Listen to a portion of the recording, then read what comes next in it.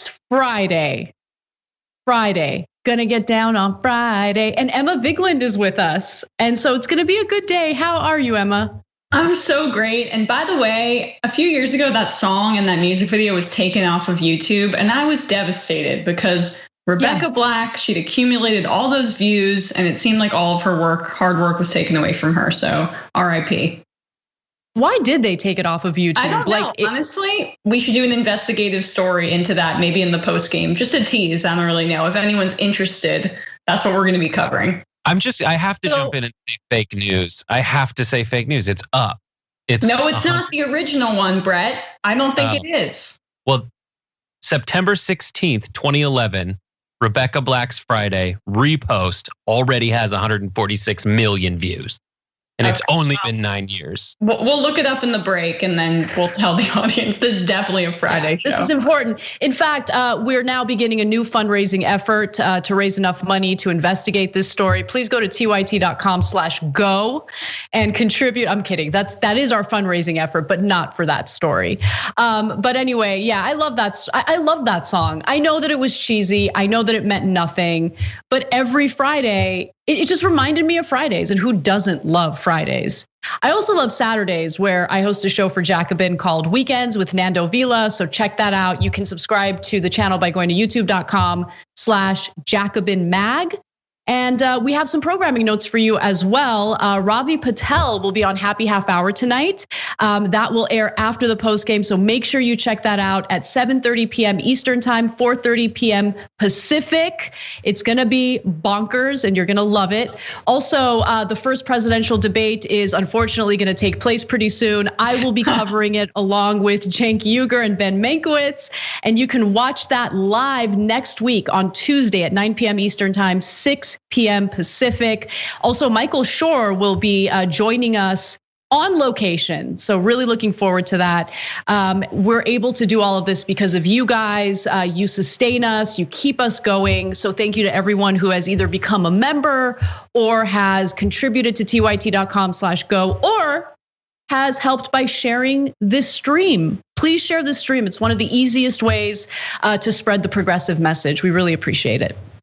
Okay, so let's talk about what's going on in the news. Lots of bad stuff, of course, but we're gonna try to decode some of the nonsense that you're likely to hear in mainstream media. So, if Donald Trump refuses to leave the White House or refuses to engage in a peaceful transition of power after losing his reelection bid, what's the military likely to do? That's a question that I've heard many people ask. It's a question that I've had ever since Trump made it very clear on multiple occasions that he won't accept the outcome of the election if he loses.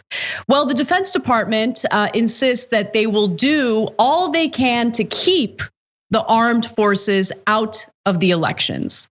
So the military is really meant to be apolitical.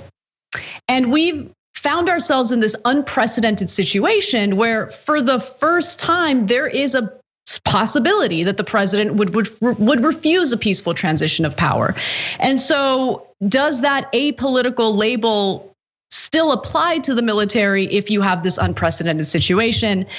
Quite honestly, we're getting some mixed signals from members of the military. One thing that is clear is that former military generals are calling on the Joint Chiefs of Staff Chairman, General Mark Milley, to do something if Trump refuses to leave the White House. But here's what Mark Milley says. I believe deeply in the principle of an apolitical US military. In the event of a dispute over some aspect of the elections, by law, US courts and the US Congress are required to resolve any disputes, not the US military. I foresee no role for the US armed forces in this process.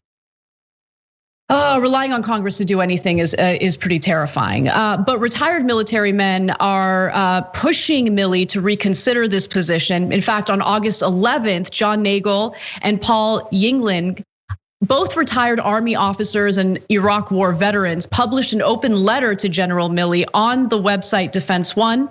Here's what they wrote. In a few months' time, you may have to choose between defying a lawless president or betraying your constitutional oath, they wrote. If Donald Trump refuses to leave office at the expiration of his constitutional term, the United States military must remove him by force, and you must give that order. So Emma, I want to bring you in and get your thoughts on some of this, because this New York Times piece also makes it clear that there are discussions within, the military about the possibility of Trump leaving. Like they understand and recognize that this is a problem or could be a potential problem. What are your thoughts on this? Well, I'm deeply concerned, and I don't really understand the view from some on the left who want to say that Trump is just posturing when he says that he may not accept the election results.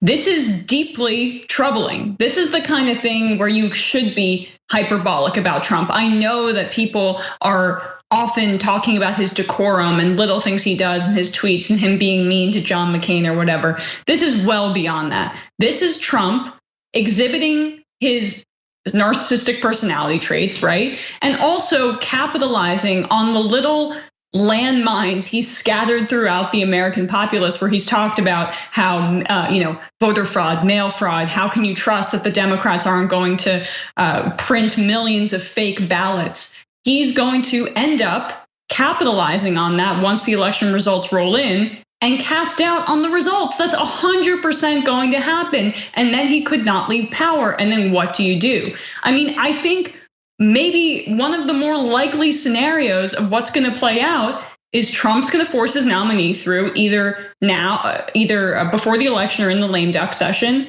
And he's going to have litigation on whether or not the result was fair of the election. And will the very conservative Supreme Court side with him?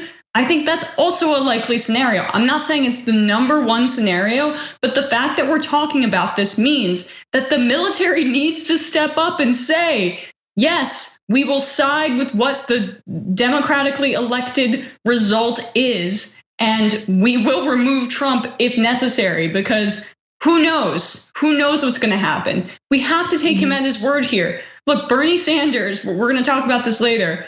He's been on the right side of history for 30 years. And the fact that he's coming out, he felt compelled to, by himself, not with Chuck Schumer, not alongside Nancy Pelosi, not alongside other members of the Democratic caucus, come out and say, this is an extreme, real threat, should scare the bejesus out of everybody. This is not something we're playing around with here.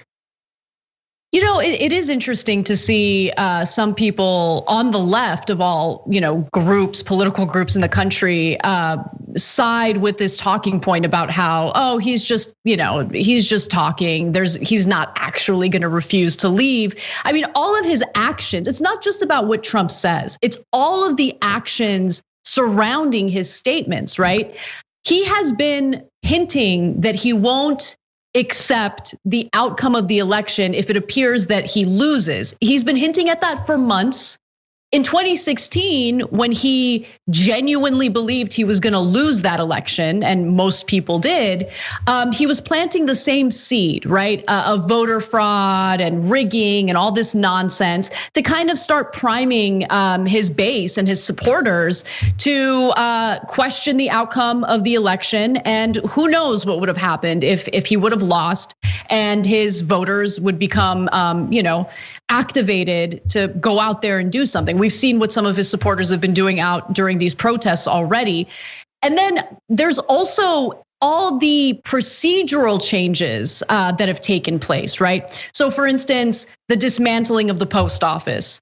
Oh, is that just a coincidence? Of course it's not. In a year when we're going to rely heavily on mail-in ballots, dismantling the post office is clearly meant to suppress the vote. There were former Trump campaign officials who were caught on tape. We talked about this on the show yesterday, who clearly said suppressing the vote is incredibly important, especially in places like Wisconsin. He specifically mentioned Wisconsin. Then you have, all the nonsense rhetoric from Trump regarding election rigging and voter fraud through mail-in ballots. He's trying to discourage people from voting by mail. I mean, there's a long list of things that he's done. And then the consent decree that expired, which would prevent the Republican Party from sending armed law enforcement to in-person voting places to intimidate voters. That decree expired, and guess what? The first thing the Trump campaign did was hire 50,000 individuals, so-called poll watchers, to show up to these in-person polling locations to intimidate voters. We already got a little taste of that in Virginia with Trump protesters blocking voters from being able to enter the building so they can cast their ballots. So yeah, I don't get it. I don't know if it's like some weird self-preservation thing. I don't know if some members of the left are in complete and utter denial. I don't know if it's because they were, floating this ridiculous tactic and strategy of electing Donald Trump, and then things would get so bad that there would be this mass revolution and we would suddenly magically have this amazing country. That obviously didn't come to fruition. I don't know, but they're not serious people, and I'm not interested in having a conversation with them, especially since the evidence bears out exactly what we're worried about. Someone who has dictatorial tendencies and is going to refuse to leave. And by the way, it's not just the left. I also want to call out people like Nancy Pelosi, who she still doesn't seem to really comprehend the kind of threat that Donald Trump is, right? I mean, she was asked if she's going to do anything about it, if she would even do small procedural things to at least postpone the vote on Donald Trump's Supreme Court pick. And she's like, no, of course we're not going to do that. Yeah, okay. And to your point, Anna, when you talk about how he still was planting seeds in 2016, and even after he won, he said 3 million illegal immigrants voted for Hillary Clinton so she would win the popular vote with zero evidence, because his ego couldn't take the fact that he lost the popular vote. Since that point, and since he entered politics, he has been planting seeds of misinformation about electoral outcomes throughout the country, so that 35% of the country, the people that support him, they believe it. They believe it. So what can happen on election night is most Democrats, or most of the mail-in ballots are going to be Democrats, right? So it could appear on election night like Trump has a massive victory because his supporters go to the polls. Then there's like this 4-day period where people are doubting what the election results even are. And then that's when he gets the return on his investment of misinformation, because that's when he can make a case that everything's in doubt. It is like an investment in misinformation and sowing discord. And we could see the fruits of it on election day and afterwards. Yeah, you're exactly right. I do want to just mention a few other things that are worthy of mentioning. Remember, Donald Trump wanted to use the Insurrection Act in order to use federal officials, members of the military specifically, to go after protesters and protests throughout the country. Luckily, the military put its foot down and said, no, we're not going to do it. The Insurrection Act, a 2-century-old law, enables a president to send in active duty military troops to quell disturbances over the objections of governors. So even if state governors are like, no, we don't want this, the Insurrection Act makes it possible for Trump to send military to various states for disturbances, right? Now, Trump, who refers to the armed forces as my military, my generals, has lumped them with other supporters like Bikers for Trump, who could offer backup in the face of opposition, right? So Trump would have no problem utilizing the military to protect him should he refuse to leave the White House after losing the election. But what we're seeing from the military so far, at least active generals, members of the military, is just this unwillingness to engage in this process because they believe that they need to remain apolitical. John Gans, who's a former Defense Department speechwriter, says this: I know that Mark Milley is trying to think his way through, but I have my doubts he can. The problem is that when the military doesn't want to do something, they don't like to think about it. The Pentagon plans for war with Canada, which seems weird, and a zombie apocalypse, but they don't want to plan for a contested election. These are huge questions that have an impact on the reputation of the institution. Now, inside the Pentagon, though, whose leaders are well known for making plans, Defense Department officials said there had been no preparations for sending active duty troops into American streets to quell any civil unrest. So that's a good sign that they're not, hearing from Trump and planning to use the military to go after protesters should protests emerge as a result of Trump refusing to leave office. But it's also become very clear to me that the military is also not planning for what to do if Trump actually does refuse to leave office following the loss of the re-election. Right, and the thing that I read in that article too that disturbed me was, you're gonna see mass resignations if this is the case. Fine, resign, and then the next guy, the first guy or woman who decides to uphold what Trump wants here, then the buck will stop there. There needs to be a plan for this. We are facing unprecedented times here. When you look at historians, they say they've never seen anything like this in terms of the threat of the threat against our democracy here. And I believe that the military, if they want to be looked at favorably in history, it blows my mind that most people in politics don't think that far ahead. They need to make plans for this and contingency plans, because this is not going to be pretty no matter how it shakes out, no matter if it's a Biden landslide victory, no matter if it's close. It's gonna be tough sledding. Yeah, I absolutely agree. Well, as you mentioned, Bernie Sanders is on it, and we should talk about what he has to say. Let's watch. This is not just an election between Donald Trump and Joe Biden. This is an election between Donald Trump and democracy must win. If you're one of the many Americans who are concerned about Donald Trump refusing a peaceful transition of power should he lose his re-election bid, or if you're worried about him stealing or rigging the election, luckily, you're not the only one, and luckily there's at least one Democrat in the Senate who's fighting pretty aggressively to stop him. Now, the only problem is he can't do it alone, and so Bernie Sanders, in an important address that he gave recently, lays out a game plan of what could happen, what should happen to prevent Donald Trump from engaging in a dictatorial takeover. Now, before I get to that game plan, let me just note that Dan Coats, Trump's former director of national intelligence, has called for establishing a nonpartisan commission to oversee the election with an eye toward assuring that it is fairly conducted. In a New York Times op-ed, Coats wrote, quote, "The most urgent task American leaders face is to ensure that the election's results are accepted as legitimate.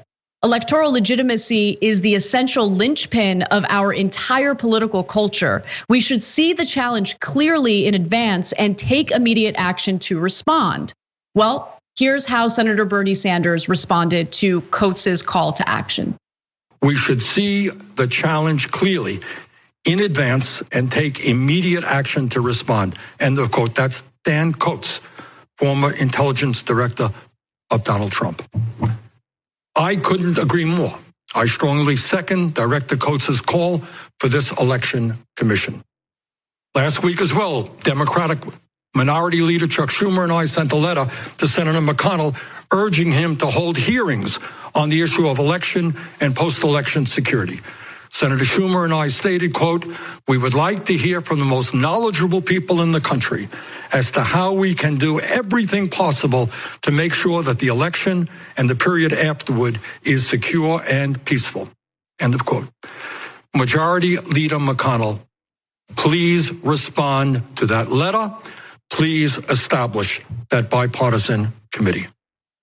And today I call on every elected official in America, whether they be Republican, Democrat, or Independent, to vigorously oppose voter suppression and voter intimidation, to make sure that every vote is counted and that no one is declared the winner until those votes are counted.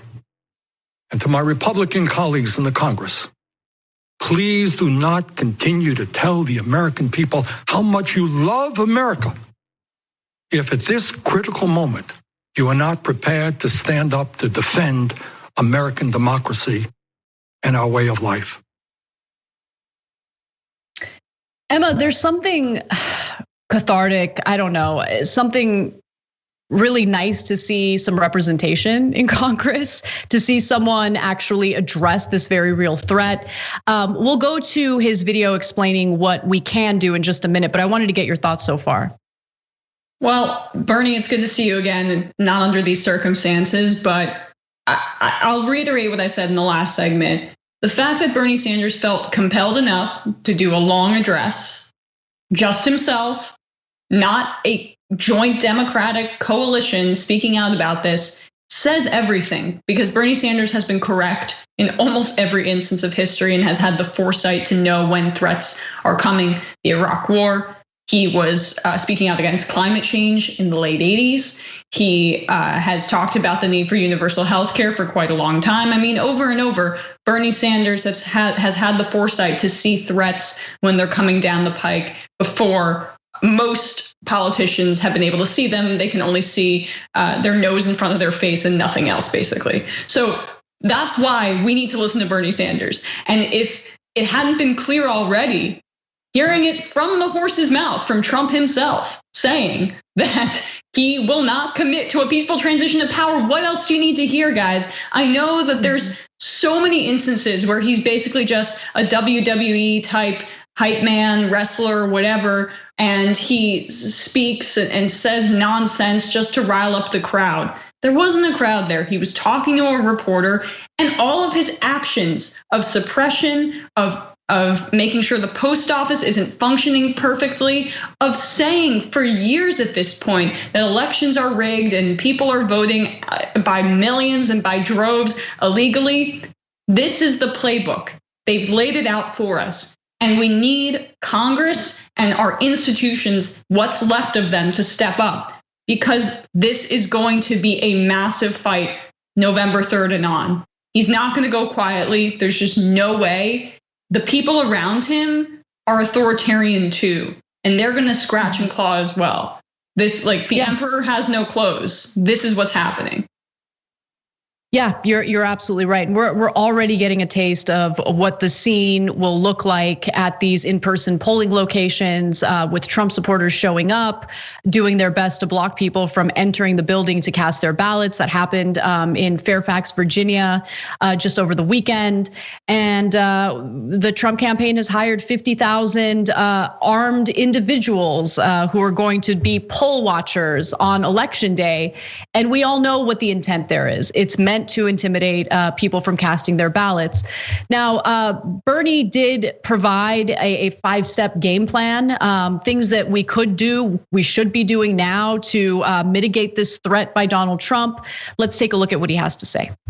It is absolutely imperative that we have by far the largest voter turnout in American history, and that people vote as early as possible. As someone who is strongly supporting Joe Biden, let's be clear. A landslide victory for Biden will make it virtually impossible for Trump to deny the results, and is our best means for defending democracy.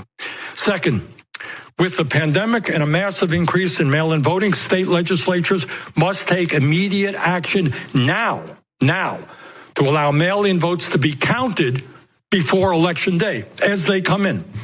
In fact, 32 states allow for the counting or processing of absentee ballots, verifying signatures, for example, before Election Day. All states should do the same. The faster all ballots are counted, the less window there is for chaos and conspiracy theories. Third, the news media needs to prepare the American people to understand there is no longer a single Election Day, and that it is very possible that we may not know the results on November 3rd. Fourth, social media companies must finally get their act together and stop people from using their tools to spread disinformation and to threaten and harass election officials. Fifth, in the Congress and in state legislatures, hearings must be held as soon as possible to explain to the public how the election day process and the days that follow will be handled. So, look, I like that he's trying to find solutions. I worry about the first proposal he has there with voter turnout, because it's not just about encouraging people to go out and vote. It's also about firing people up enough to want to walk past those, intimidating Trump supporters, so-called poll watchers, and I worry because Biden, like so far, has used the same strategy that Hillary Clinton did, which is I'm going to sit back and give Trump enough rope to hang himself, which, to be fair, Trump is really great at that, but I don't think that it's enough. So everyone likes to mention how in national polls, Biden still has a lead, but having a lead in national polls isn't necessarily indicative of a win when it comes to the Electoral College. If you look at swing states, battleground states, Trump has managed to close a pretty significant lead that Biden had over him. And I'm just worried about that, right? So I know that's out of Bernie Sanders's control, but it's just like a note to the Biden campaign, wakey, wakey. If you want to win by a landslide, then you need to campaign as someone who wants to win by a landslide. But Emma, why don't you jump in? What do you think about what Bernie proposed there?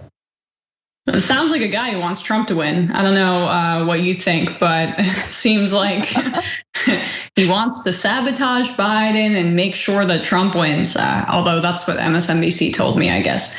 Yeah, I share your concerns. I had a very smart person say this to me, and it stuck with me so much.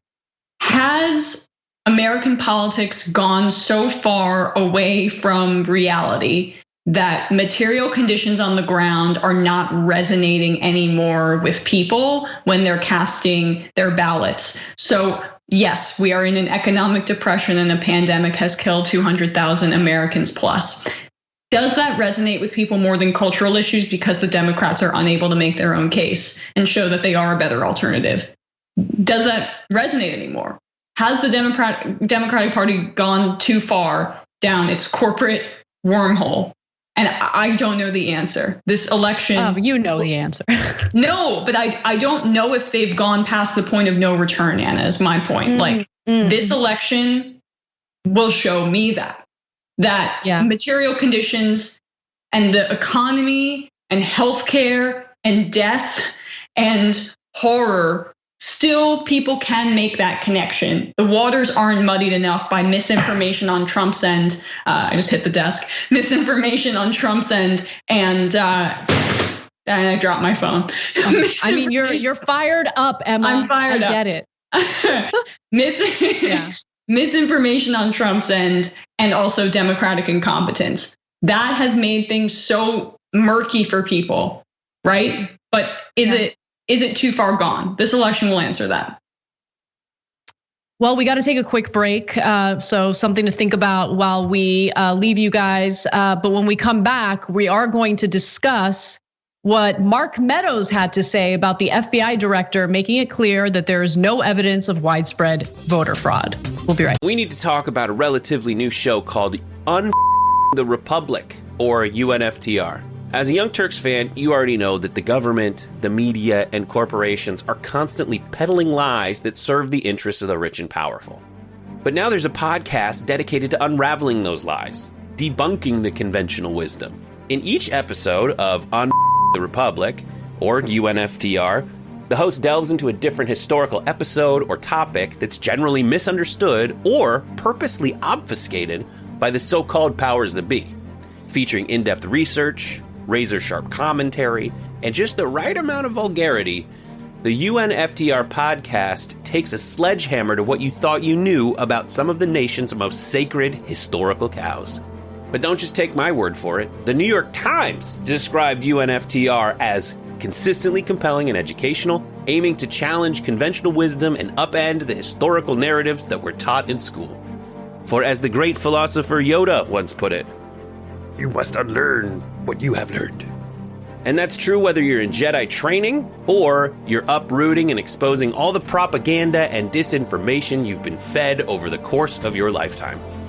So search for UNFDR in your podcast app today and get ready to get informed, angered, and entertained all at the same time.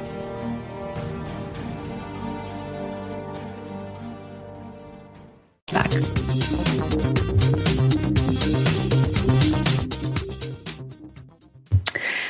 Welcome back to TYT. Anna Kasparian and Emma Vigeland with you. We do have some breaking news, so I want to get right to it. And the breaking news has to do with the Supreme Court. So Donald Trump will be announcing his Supreme Court pick on Saturday, which means that he already knows who the individual is. And according to sources close to Donald Trump, his selection will be Judge Amy Coney Barrett. The New York Times makes a point to mention that she would be the least experienced Supreme Court nominee. However, she is a favorite among conservative politicians and conservative voters because of her Christian background, but also more importantly, and I think this gets left out in a lot of the analysis in the media, she also would immediately invalidate the Affordable Care Act. She's on the record saying that. Whereas, the thing that people seem to be more focused on right now is Roe v. Wade, which, obviously I don't want to be naive and just assume that she won't touch Roe v. Wade, but she is on the record saying that she believes in the precedent when it comes to reproductive rights, even though she, as a devout Catholic, disagrees with abortion and all of that. But Emma, I wanted to get your thoughts. We were talking about this a little bit during the break. Talk a little bit about what this means for the Affordable Care Act.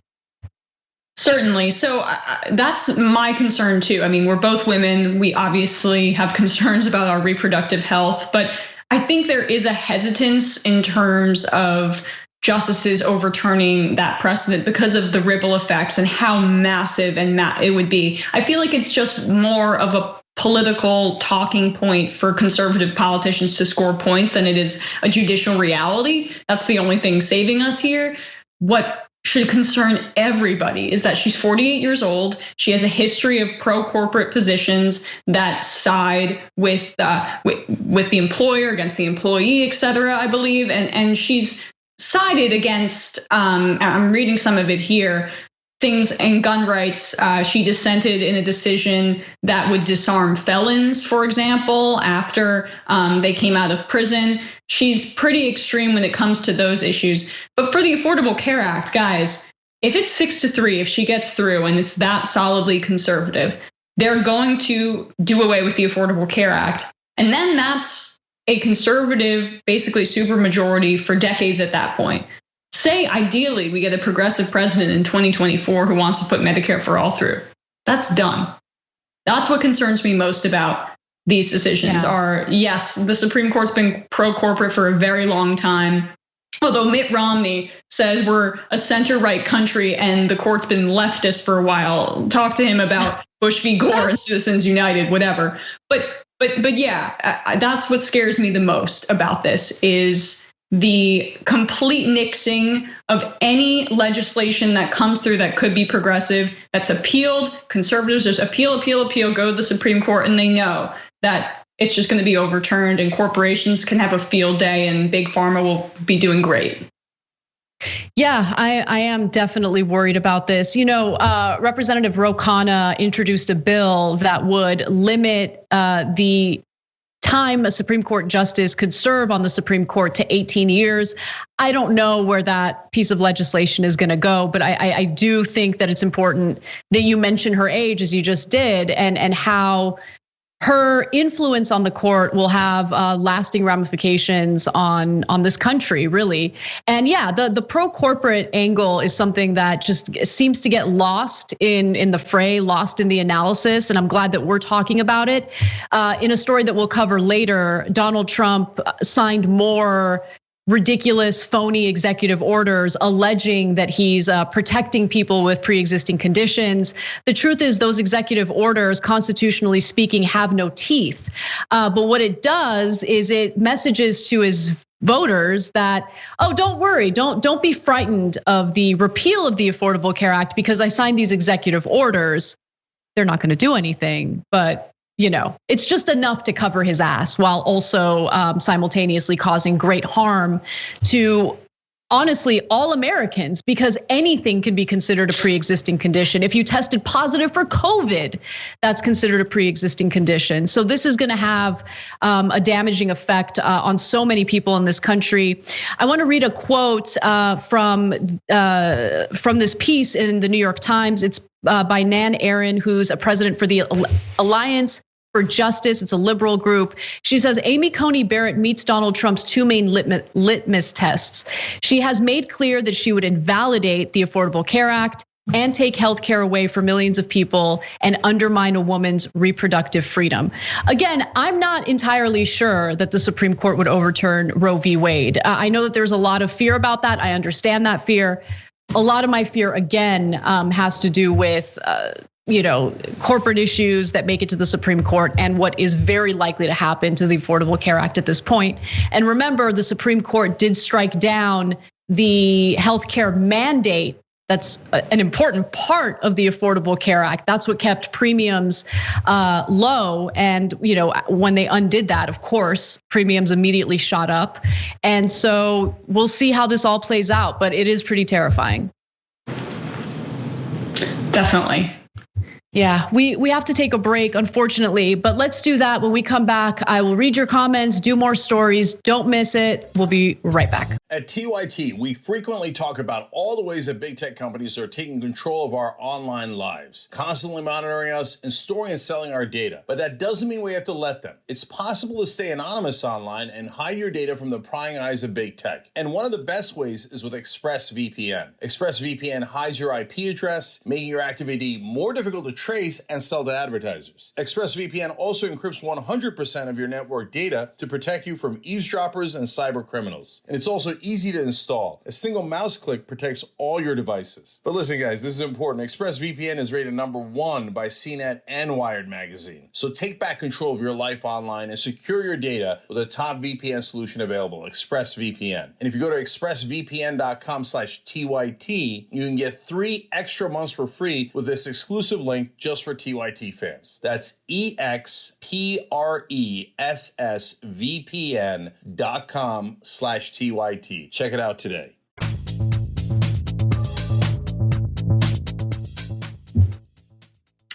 Welcome back to TYT. Anna and Emma with you. Make sure you check out Emma's channel on Rebel Headquarters. I don't want to get the URL wrong, Emma. So is it youtube.com/Rebel Headquarters? Rebel HQ, because we're short and we're cool and we shorten things. It's like we don't even care about the full spelling, man. It's like Rebel over there, right? Rock on.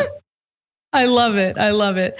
Okay, so let's read some member comments. I apologize for not doing so in the last segment. We just had to get to the stories. Lord Wolf 91 from our member section says, I'm a veteran. I genuinely am scared that the military will follow Trump regardless of the election outcome. I have never been ashamed to think of myself as a veteran, but I might in the future days to come. Lord Wolf, I hear you. Thank you for being a member and sharing your thoughts with us. By the way, you guys can become members if you're not already by going to tyt.com/join. Naughtius Maximus says, damn straight, we have to be ready for this clown needing a personal escort of the White House off the White House grounds. This is not just posturing. Trump is a sociopath. Believe him when he says he isn't going willingly. I totally agree. Jim says, I'm confident Americans will stand up for democracy. I'm not confident our elected leaders will. Jim, I agree with you. I mean, we're seeing that right now on the streets, like with these protests and demands for reforms and systemic change. And what are we hearing from our elected lawmakers? What are congressional lawmakers doing when it comes to the very real material needs of Americans during this pandemic? I mean, it's just shameful to say the least. Liberal Lion MMXX says, no, Emma, getting rid of the Affordable Care Act will force Biden to adopt Medicare for all. I don't agree. I hope you're being sarcastic. There's no way. Gotta be. I wish that were true. And then new YouTube members, I just want to thank you guys. Gert Campo, Jack Hillebrand, Pierre, your last name is difficult, so I'm not gonna even attempt it. And Javon Thompson, you guys are amazing. Thank you for becoming members. We really appreciate it.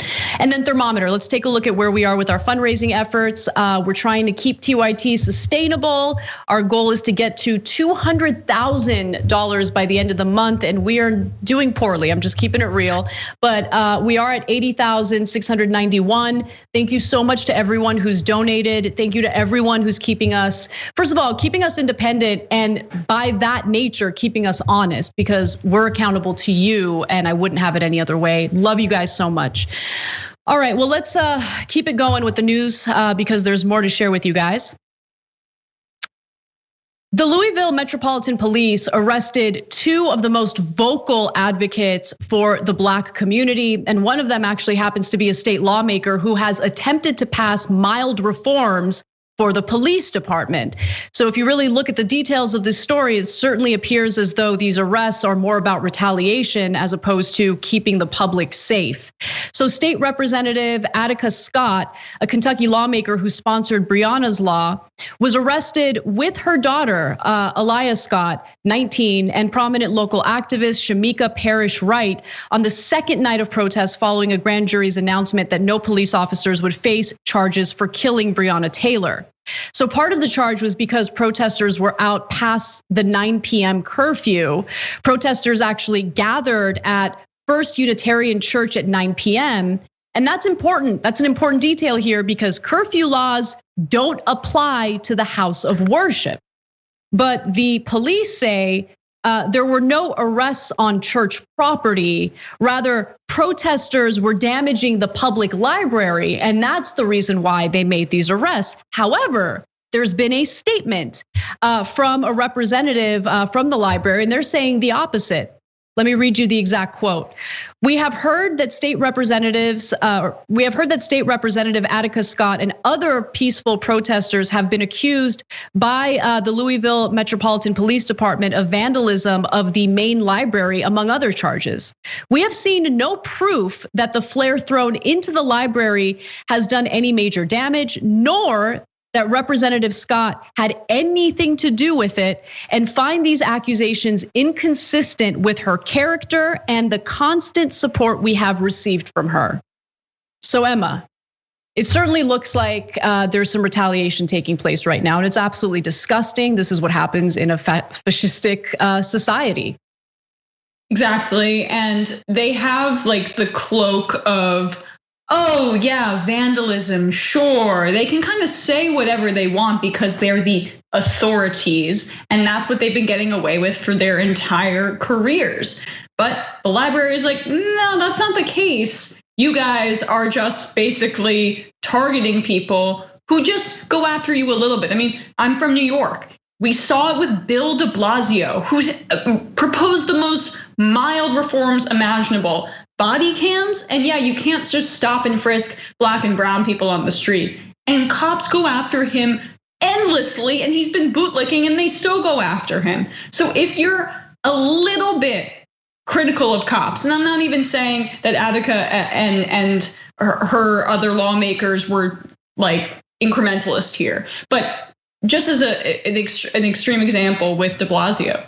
As someone who he ran on police reform, he decided to just be a little bit critical of them, and forever we're going to retaliate against you. So this seems targeted. There's no way to know for sure unless there's a paper trail, but I'm not shocked whatsoever because this is how people this is how they behave, really. I don't want to paint cops with the broadest of brushes, but it attracts people who are, I would say, kind of authoritarians in their own smaller micro sense. People who want to put on a badge and a gun and lord over other people, and sometimes like high school bully types.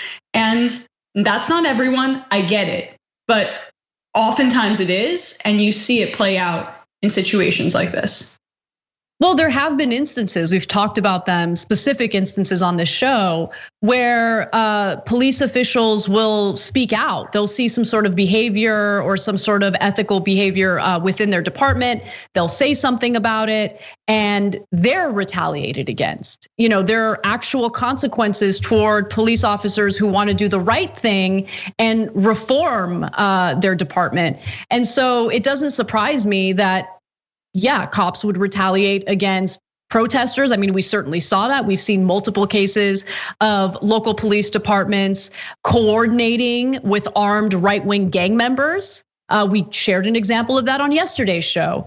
And in this case, if you have a state lawmaker who's been trying to reform the police and she's out there protesting, she's an open target, unfortunately. And this behavior is absolutely disgusting, because what the cops did here was essentially, it's anti-democratic. It's just plain anti-democratic. It's meant to intimidate people. It's meant to intimidate lawmakers who are elected by their constituents to represent them and their best interests. And the question is, are we comfortable living in that kind of society? I certainly am not, right? But I think what's been proven over and over again, especially during this last year, is that the very people who claim that they wanted to protect our democracy the most are the people who care about democracy the least. And we saw that play out last night, certainly when Attica Scott was arrested. Now, she has been released on bail, and we'll see how that case plays out, but it's absolutely shameful and disgusting that this is happening in this country. Well, let's move on to Larry Kudlow, because we have some updates on the economy. After Trump's abrupt exit from the White House press conference just this past week, Larry Kudlow tried to run the show and lie a little more about how the economy is doing so well, even as tens of millions of Americans are still unemployed. Watch. I want to show you some more examples of the V-shaped recovery. I can jump in here. This is from the Census Bureau report, change in the number of people living in poverty during President Trump's first 3 years pre-pandemic. 6.6 million fewer people. 6.6 million fewer people are living in poverty. What's the number post-pandemic? And what's the number post-pandemic? Well, we'll have to wait and see on that. Would that be more accurate? Let me go to the under the Obama years. 787,000 people moved into poverty. So that's a problem. And we have the second chart. Isn't that an old chart? No, this is a brand new. This stuff just came out late last week. What do you want to have? What's happening right now? If I may, okay. I just like accurate information. This is the accurate information. This is from the Census Bureau, and it just came back. Well, let me just go back into this. That reminds me of like in college when me and my stoner friends would take like stupid classes just to pad up our GPA, but wouldn't prepare and would do like presentations like, I don't know, man. I made these graphs on PowerPoint. What are you gonna do? You know why I'm in this class? It's because it's easy, please.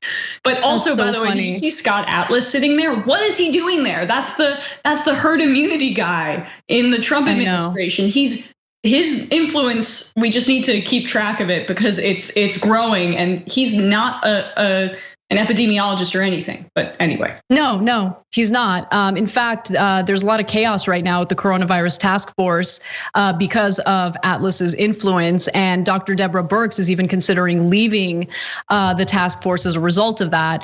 But getting back to Kudlow, I mean, look, even if he's just relying on stats and data from before the pandemic, we all know that the economy for the vast majority of Americans was not doing well.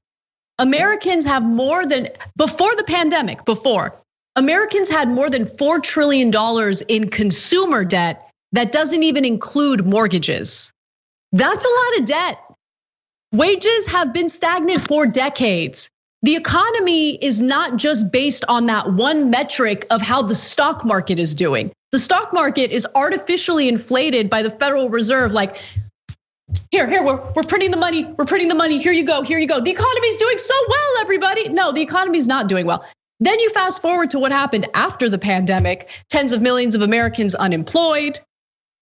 People who had 6-figure salaries are now worried that they're about to lose their homes. They've taken out too much debt to make ends meet. I mean, it's a nightmare. But anyway, one more video of Kudlow. Do you know how many Americans are living in poverty right now? The numbers, today? actually, that won't be. Do you know the answer to that? That won't be reported. Do you know the answer to I that can question? only wait until the Census Bureau. I don't know if you cover this beat or not. A number of Americans living in poverty right now. Do you happen to know that answer? No. Because you don't know. I will wait. You're an economic advisor and you don't know that. Right. If you'll just stop nitpicking and let me explain to you. Look, Kudlow's got to stop drinking before he makes appearances. Like if he's gonna lie to people, then he's got to at least be on his A game. Emma. Yeah, I mean, just some of the numbers that you talked about there. The idea that the economy is doing well. Again, these dinosaurs only care about the line on Wall Street, which now we basically socialized the entire stock market because our corrupt government gave all of the money to the stock market and gave Americans one $1,200 paycheck, and there's a payment, and they're still trying to debate whether or not we should have another one. I mean, Mitch McConnell sat on the HEROES Act, which was passed in May, and we still don't have relief for regular Americans. In 2019, there was a report about how 40% of Americans are one missed paycheck away from poverty. So we're gonna talk about how the economy's doing well, and now we're in an economic depression. I mean, there's no ifs, ands, or buts about it. And there's so many instances where people aren't going to be able to return to their jobs. There's this fiction that Republicans are trying to paint, right? That, oh yeah, there's gonna be all of these mass layoffs, and then as soon as the pandemic is over, which it's not over anytime soon, everyone's just gonna go back to their jobs. It's all gonna be hunky-dory. No, a lot of those jobs are gone forever. I am so sick of not just Republicans, but also Democrats pretending like things are okay in this country. There is huge amounts of pain and angst, and it's gonna manifest in ways that will affect this economy so far down the road and beyond just this political moment. But again, the short-sightedness and the obsession with short-term rewards for these politicians and just cashing in immediately, it's gonna kill this country. I mean, we talk about Trump being a threat to our democracy. The complete threadbare economy and lack of social safety net and complete kicking in of the teeth of regular people, that's also gonna kill this country. Yeah, look, I totally agree with you. And since you're speaking about jobs, I want to share a few stats with you. Weekly jobless claims rise unexpectedly as stimulus boost fades. The Labor Department reported Thursday that initial jobless claims for the week ending in September 19th came in at 870,000, adjusted for seasonal fluctuations. Without that adjustment, about 825,000 people filed last week, up from the previous week, 796,000. Look, I mention it because it's true. This is the reality that so many Americans are facing. And Emma, you're absolutely right that both parties make the mistake of acting as if everything is hunky-dory. They did it before the pandemic when nearly half of Americans couldn't even afford a $400 emergency, and they're still doing it now. It's shameful, it's disgusting, and it pains me to see how feckless and useless our congressional lawmakers really are. Postgame is next. Emma is gonna be presenting. I'm gonna take a load off and enjoy. You should enjoy too. TYT.com/join. We'll see you there. Thanks for listening to the full episode of the Young Turks. Support our work, listen ad-free, access members-only bonus content, and more by subscribing to Apple Podcasts at apple.co/TYT. I'm your host, Cenk Uygur, and I'll see you soon.